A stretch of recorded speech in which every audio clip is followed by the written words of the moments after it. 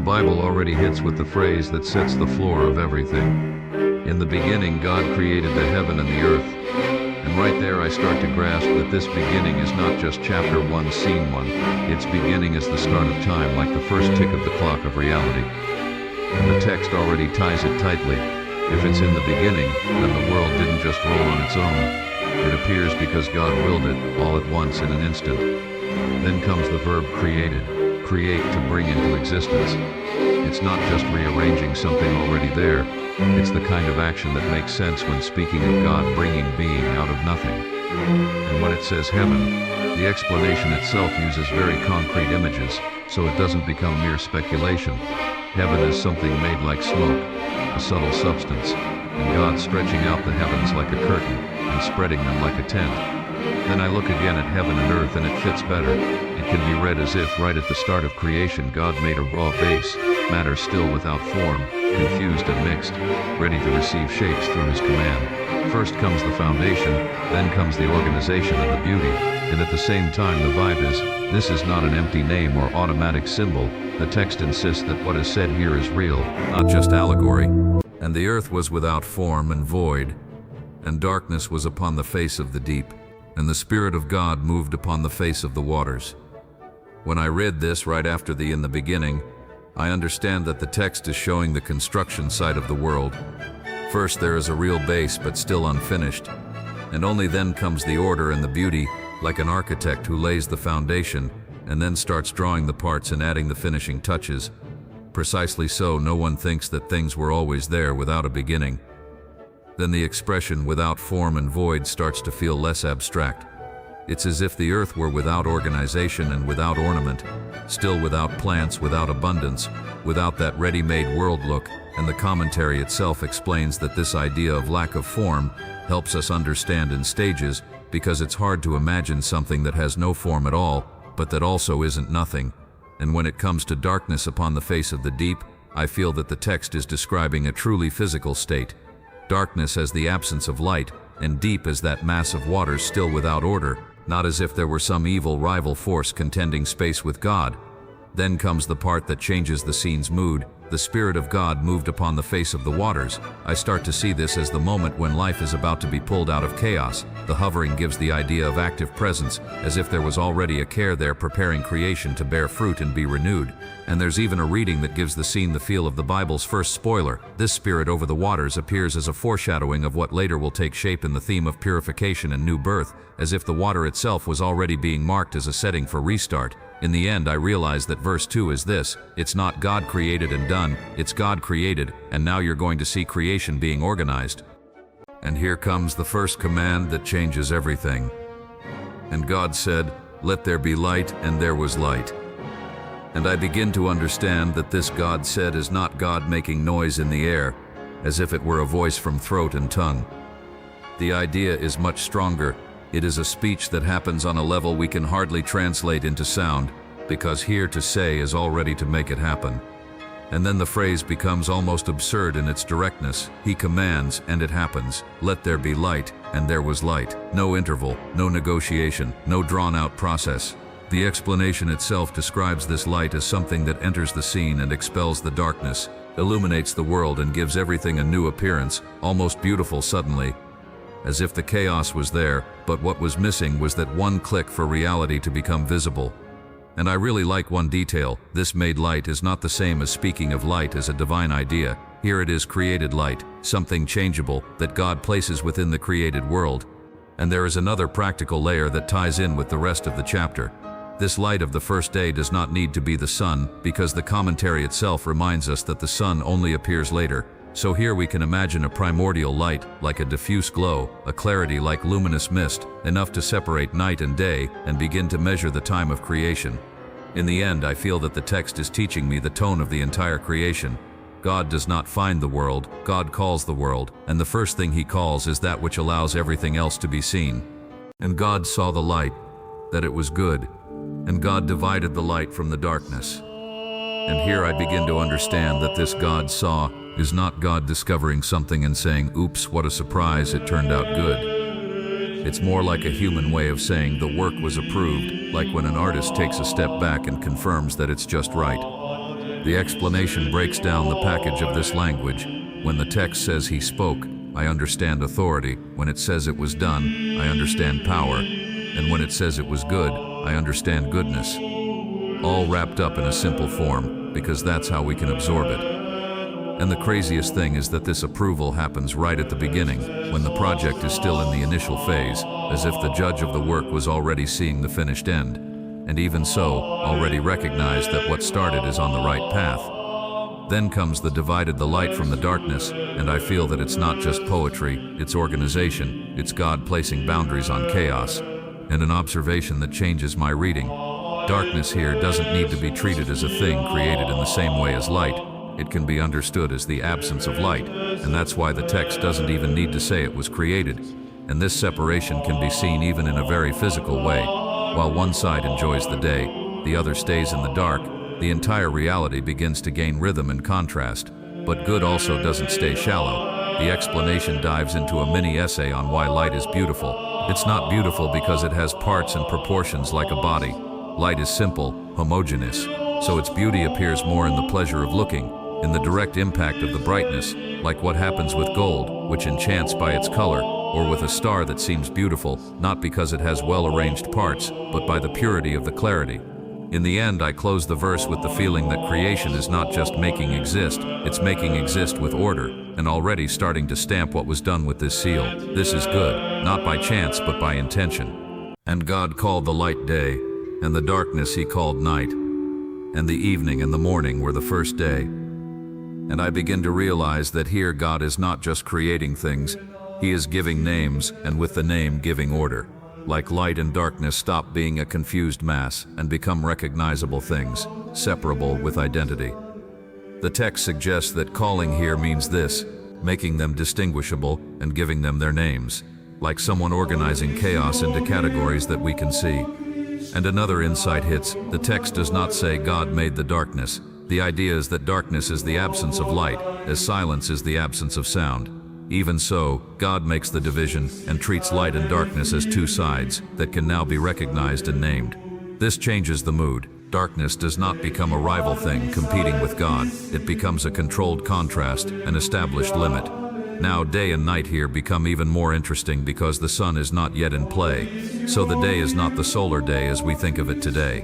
The explanation is this first day happens as that primordial light spreads and then withdraws in a measure determined by God, and that's what produces the sequence of day and night before the sun appears. And when the text closes with evening and morning, I understand that it is marking the boundaries of time, evening as the common limit between day and night, morning as the return passage from night to day. And there's a detail that seems small but gives a philosophical touch. Before light existed, the world was in darkness, but it was not yet night. Night becomes a name only after day exists, as if day gains the priority and night is defined as its opposite. In the end, one day, or the first day, depending on the translation, is not just a calendar, it's the world entering a rhythm, a cycle that returns, reality beginning to beat like a heart. Here creation truly becomes a habitable world. The waters gather, and the ground finally appears, as if the land was already there, just covered, and now emerges from under the water carpet.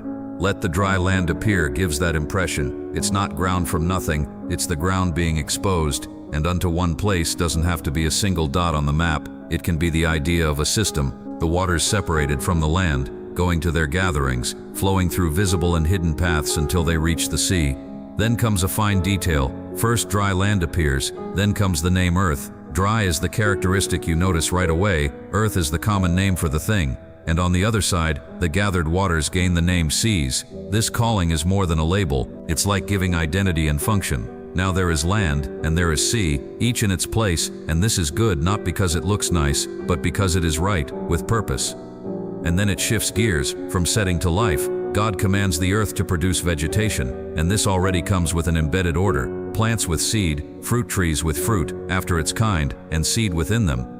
In other words, life is already born with programmed continuity, with its own cycle. In an instant, this becomes a permanent law of the earth. Every year it repeats the same miracle, sprouts, grows, ripens, and reaches seed again. And if someone thinks, but there are plants that don't even seem to have seed, the insight is that the reproductive force can be hidden, sometimes in the root, sometimes in what stays below. The point is, nothing depends on chance. The earth is not just releasing plants that were already ready inside it. Everything begins because God commands existence, and creation already comes equipped to continue. And the earth brought forth vegetation, and plants yielding seed after their kind, and the tree yielding fruit, whose seed was in itself after its kind. And God saw that it was good. And here I feel the text making a point to show something very concrete. It didn't stop at God commanded it to sprout. Now it describes the result, as if saying, look, it really happened. And the detail after their kind starts to sound like creation gaining internal rules. Each plant is already born with its own way of continuing to exist, because the seed is already built in, as if life were delivered with a manual of continuity. Then there's a part that unlocks my mind. Before the sun appears in the chapter, vegetation is already here, so the point is very direct. It's not the sun manufacturing life. Life comes from God's creative power, and the sun comes later. And the image becomes almost cinematic. The grass and trees emerge already looking mature, as if they had months or years with fruit already budding. And this already provides food ready for the animals that will still be created, and further on for humanity itself. And then, when it closes with God saw that it was good, I already imagine the annoying question, so why do plants with thorns or poisons exist? And the answer that appears is, this enters as a later consequence of human sin, as a warning and as a proof for mortals, not as a flaw of the Creator. In the end, what resonates is this initial goodness. Creation comes perfect from the divine command, with everything ready to sustain and continue. A world not just beautiful, but provided and ordered from the cradle. And God made two great lights, the greater light to rule the day, and the lesser light to rule the night. He made the stars also. And here I feel the text is laying the cards on the table. Sun and moon don't enter as gods of the sky. They enter as created pieces, with a well-defined function, to rule here in the sense of regulating, marking the rhythm of day and night, not of ruling people's destinies. And I love the way the phrase trips up human vanity. He made the stars also, like, without ceremony, those lights that seem infinite. They come in as an also. Then the obvious question hits, okay, but if the sun only appears now, how were their days before? And the commentaries deal with it head on. You can understand that the first 3 days could be counted by a period equivalent to a normal day, just without depending on the sun.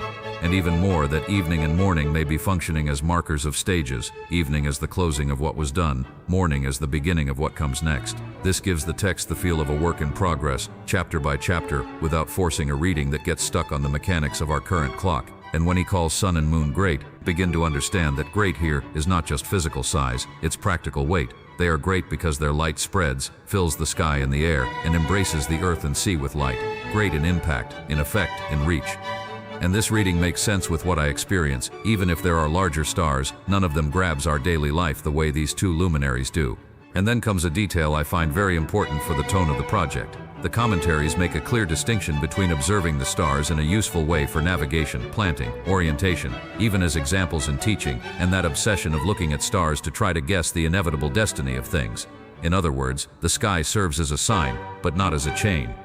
In the end, I close the verse with a strong feeling. The text is taming idolatry. It shows that plants came first, life sprouted first, and now the sun enters as an instrument within creation. Important, powerful, beautiful, but still created, not creator. And to govern the day and the night, and to separate the light from the darkness. And God saw that this was good. There was evening and morning, the fourth day. When we reach govern and separate, I understand that the lights in the sky are not there just for decoration.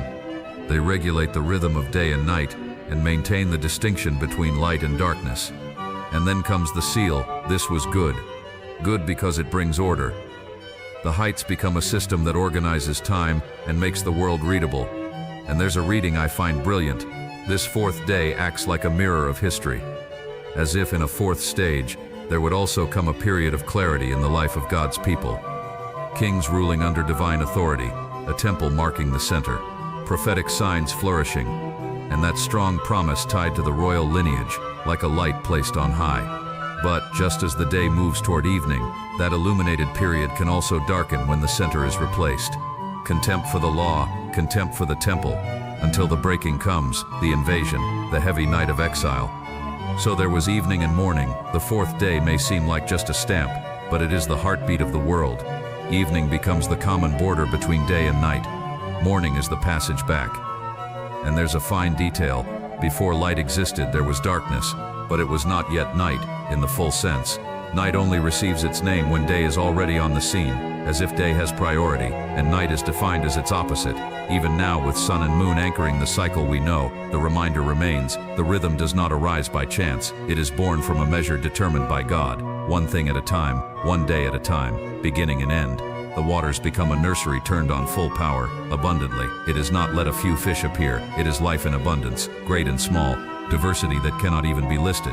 And why do the birds appear together with the waters? Because water here also embraces that humid air, laden with vapor, where the birds move, sea, rivers and low sky, all connected. Even the morning dew is part of this idea. Water full of life, air full of flight, each species in its own way. The birds cut through the air as the fish cut through the water, two worlds, both full, alive, perfectly ordered. And God created the great creatures of the sea, and every living thing that moves, which the waters brought forth abundantly according to their kind, and every winged bird according to its kind. And this is when I understand why this verse feels different. It's not just the waters produced life. The text deliberately says God created, as if pulling the focus back to the author. And it carries two ideas at the same time. Abundance, it's not little life, it's an explosion of life. And kind, it's not chaos, it's variety with order. According to their kind begins to sound like a law installed in the world.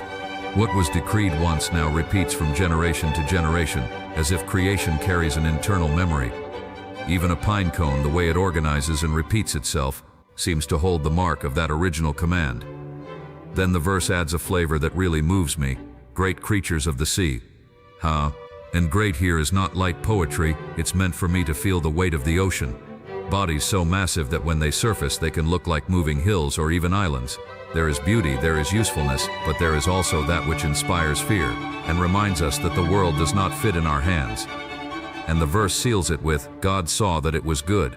In other words, even what scares us is included in good, not because it's comfortable, but because it has a purpose to keep us awake, alert, in reverence. So we never fall into the mental laziness of thinking everything is just scenery. And God said, let the earth bring forth living creatures according to their kinds, cattle, creeping things, those that crawl, and beasts of the earth according to their kinds. And it was so. And God made the wild animals of the earth according to their kinds, and the domestic animals according to their kinds, and everything that creeps on the earth according to its kind. Here the creation shifts environment. Before, life had exploded in the waters and the sky. Now the earth steps in as a womb that brings forth life in masses. And the refrain that never lets go, according to their kinds, is the message of order. It's not a random pile of creatures popping up out of nowhere. There are classes, continuity, identity. So I start piecing together the trio that appears: cattle, creeping things, and beasts. Cattle pulls toward what is more domestic, closer to man. Beasts points to what is wilder, roaming and hunting. And creeping things isn't just worms and lizards. It can include low creatures stuck to the ground, even some quadrupeds that crawl in their way. It's as if everything that lives glued to the earth enters this category, leaving no creature out. And there's a contrast that makes the scene alive. From the same earth come completely different temperaments, the gentle lamb and the carnivorous lion. This even becomes a moral mirror. Some animals appear as images of vices and virtues, the fox recalling cunning, the serpent recalling venomous betrayal, the impetuous horse like the unrestrained youth, and on the other side the ant slapping laziness, storing at the right time and telling you, do the same with what matters, store up good for the future. And then I realize it's not just immediate utility. This variety and abundance also serve to leave you breathless before the power of the Creator, like a reality shock. Look at the wisdom behind this. And all of this before humankind enters the scene, as an anticipatory care preparing a full world, functional, with companionship, with resources, with an entire ecosystem already standing. In the next verse it becomes even more organized, wild ones on one side, domestic on the other, and the creepers as a third group. And again according to their kinds, hammering the same point, no confused mixing, each with its boundary and its line. And there's still an anti-bug detail. Some animals seem to escape the boxes: deer, goats, creatures that transition, so a way of speaking appears that tries to be comprehensive without turning into modern zoology. The goal is to cover the ground without losing order. And then comes the seal: this was good. The feeling is that the earth is already ready, full, pulsing, and now the heaviest turn is missing, humankind arriving with a different language, a kind of distinction that hasn't appeared here yet. And God said, "Let us make man in our image, after our likeness, and let them have dominion over the fish of the sea, over the birds of the sky, over the cattle, over all the earth, and over every creeping thing that creeps on the earth." So God created man in his own image. In the image of God he created him. Male and female he created them. Here I feel creation hitting the brakes and saying, now it's something else. Up to now it was let there be, and things just appeared, but suddenly comes let us make, in the plural, as if opening a conversation within God. And this lights up a truth without disrupting faith, because right after comes the hammer in the singular. God created, making it clear it's not a bunch of competing gods, it's unity, but with depth. Then I stumble on the weight of the words, image, and likeness. And I understand it's not an image of body, as if God had flesh and human measurements. It's image in the sense of what is highest in man. Mind, intelligence, inner freedom, consciousness, that capacity to understand, choose, learn, create, and be accountable for what one does. And this pair starts fitting like this. Image sounds like a gift received from the start. Likeness sounds like a path, something that becomes clearer when a person learns to live oriented toward the high and not just pulled by impulse and false shine. Then comes let them have dominion, and I see it's not license for tyranny. It's like receiving the keys to the place with a mission, to steward, to order, to care for. And the list is huge. Sea, sky, earth, everything that creeps, as if saying you will be responsible for an entire world. It's not rule because you can, it's answer because you can understand. And verse 27 closes everything with precision. After the let us make comes God created in the singular, so no one gets lost, and it repeats image like underlining. This is central. And then comes the final blow, simple and strong, male and female he created them. In other words, this dignity is not a prize for one side only, the image reaches both. And humanity is already born in communion, not as an isolated individual, as if from the very beginning, the human we was already planted there, ready for history to unfold. And God said, behold, I have given you every plant yielding seed that is on the face of all the earth, and every tree with fruit in which there is seed. This shall be your food. And to every beast of the earth, and to every bird of the sky, and to everything that creeps on the earth in which there is life, I have given every green plant for food, and it was so. And God saw everything that he had made, and behold, it was very good. There was evening and morning, the sixth day. Here I feel God closing the system of the world, not just creating living beings and leaving them on the map. He already places sustenance in place. And the scope is total, human, beast of the earth, bird of the sky, what creeps, everything that has life enters this provision. It's as if the basic rule becomes clear right from the start. Life does not sustain itself alone.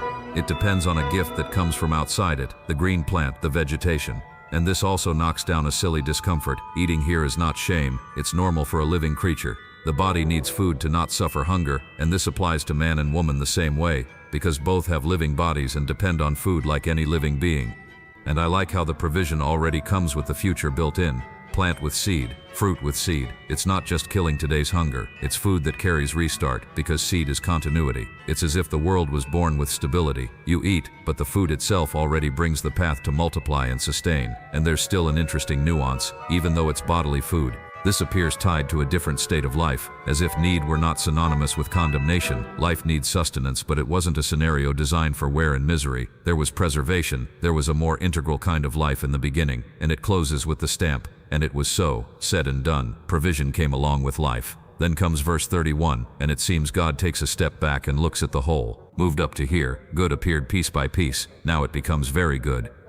As if saying each part was already in place, but when you put it all together, light, sky, seas, earth, plants, animals, humanity, food, the whole becomes greater than any part alone. And this draws a very direct conclusion. Even without seeing God with the eyes, you can see his signature in the works, as if the entire world were a testimony of order and meaning.